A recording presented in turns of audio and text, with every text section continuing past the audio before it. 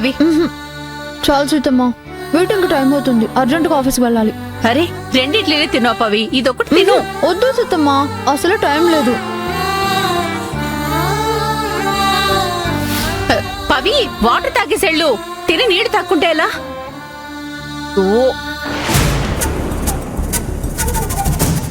Bye Seethamma. Pavi Pavi ఆగు, నేను కూడా వస్తున్నాను. రే ఆది, ఏంటి సీతమ్మా? టిఫిన్ తినేసి వెళ్ళరా. పవి ఇప్పుడు వద్దు సీతమ్మా, ఇప్పటికే లేట్ అయింది. బాయ్ సీతమ్మా. పవి ఏం పిల్లలో ఏంటో, కాళ్ళకి చక్రాలు కట్టుకొని తిరుగుతుంటారు, ఒకటే హడావిడి.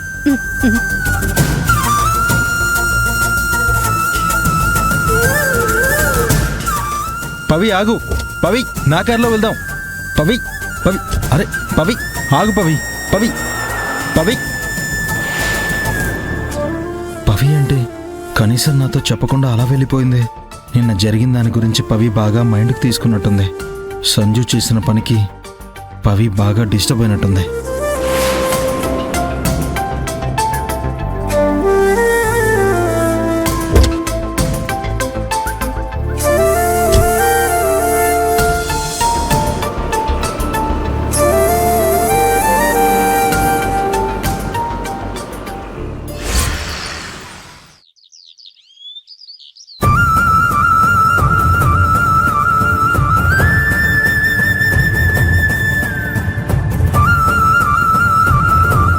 చివరి నిమిషంలో నేను నీ మెడలో తాళి కట్టినందుకు ఆ టైంలో కొంచెం regret feel అయ్యేవాడిని.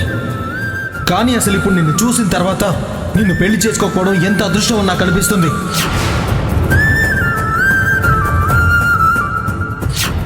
I hate you Sanju, I hate you. ఇంకెప్పుడు నీ మొహం నాకు చూపించుకో.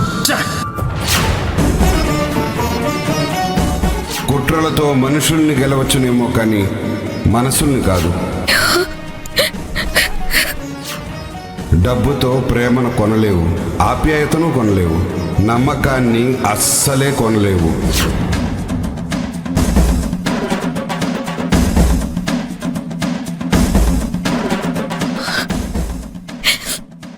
ఆదిని నేను నిజాయితీగా ప్రేమించాను, మనస్ఫూర్తిగా ఇష్టపడ్డాను. వాడితోనే నా లైఫ్ అని ఆశపడ్డాను. నా ప్రేమలో ఏం లోపం ఉందని అది నాకు దూరం అయ్యాడు.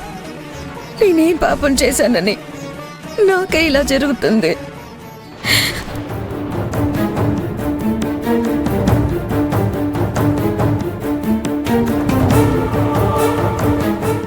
సంజు,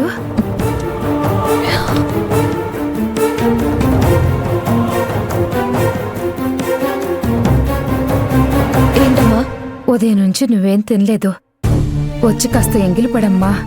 వద్దమ్మా, నాకు ఆకలిగా లేదు. ఏమైంది సంజు? ఏం కాలేదమ్మా. నేను నీ అమ్మనే. రాత్రి చక్రవర్తి అంకుల్ ఇంటి నుంచి వచ్చిన దగ్గర నుంచి చాలా సైలెంట్గా ఉన్నావు. నువ్వు అసలు ఆకలికి తట్టుకోలేవని నాకు తెలుసు సంజు. నువ్వు పొద్దుటి నుంచి ఏమీ తినలేదు. నీలో ఏదో తెలియని బాధ, ఏదో నిస్సహాయత. నువ్వు ఇలా ప్రవర్తించవని నాకు తెలుసు. పంచుకుంటే బాధ తగ్గుతుందమ్మా. చెప్పు, నీ బాధ ఏంటి? అయ్యో సంజు,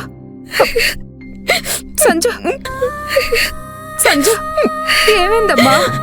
సంజన,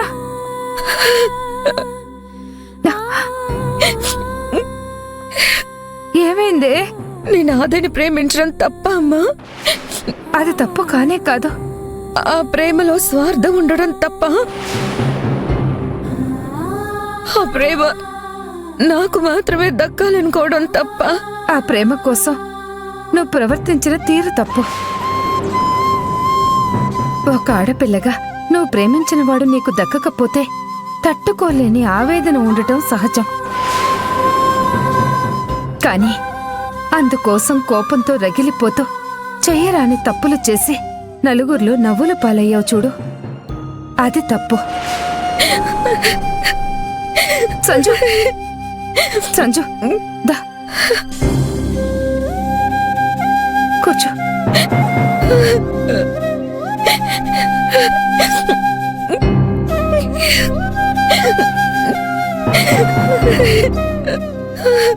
ముందు ఈ మంచినీళ్ళు తాగు.